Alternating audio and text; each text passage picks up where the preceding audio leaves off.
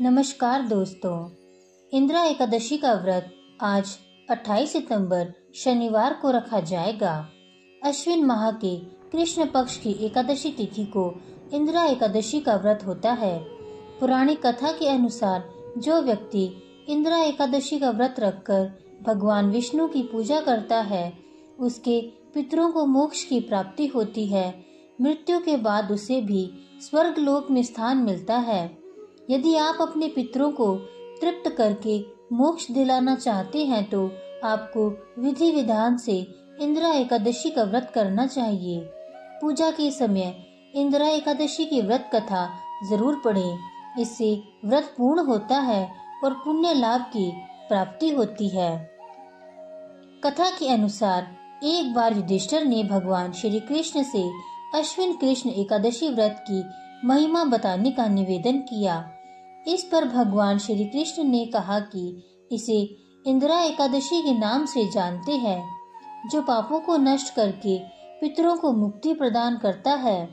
इतना ही नहीं, जो केवल इंदिरा एकादशी की व्रत कथा को सुन लेता है, उसे वाजपेयी यज्ञ कराने के बराबर फल प्राप्त होता है। सतयुग में महिष्मती नगर पर राजा इंद्रसेन का शासन था। उसका राज्य हर प्रकार के सुख और सुविधाओं से भरा था। धन और धान्य की कोई कमी नहीं थी। एक दिन नारद जी इंद्रसेन के राज दरबार में प्रकट हुए। देवर्षि को देखकर राजा ने उनका आदर सत्कार किया और उनके आने का कारण जानना चाहा। इस पर नारद जी ने कहा कि वे यमलोक गए थे, जहां पर तुम्हारे पिताजी से मुलाकात हुई थी। उन्होंने तुम्हारे लिए कुछ संदेशा भेजा है। नारद जी ने इंद्रसेन को बताया कि वे एकादशी का व्रत करते थे। किसी कारणवश उसमें विघ्न पड़ गया था। उसकी वजह से उनको यमलोक में यमराज के निकट समय काटना पड़ रहा है। यदि तुम चाहो तो इंदिरा एकादशी का व्रत विधि पूर्वक करो, जिससे उनको मुक्ति मिल सकती है और वे स्वर्ग में स्थान प्राप्त कर सकते हैं। इतना सुनकर राजा इंद्रसेन ने नारद जी से कहा कि आप इंदिरा एकादशी की व्रत विधि बताएं, उसके अनुसार ही वह व्रत करेगा। इस पर नारद मुनि ने कहा कि इंदिरा एकादशी के दिन तुम स्नान के बाद अपने पितरों के लिए तर्पण, श्राद्ध आदि कार्य करो। वहां पर भगवान शालिग्राम की मूर्ति जरूर रखना। उसके बाद ब्राह्मण भोज करवाओ, दान और दक्षिणा दो। गाय को भी भोजन का कुछ अंश खिला दो। इसके बाद तुम भगवान ऋषिकेश की पूजा फूल, अक्षत, धूप, दीप, नैवेद्य, फल आदि से करो।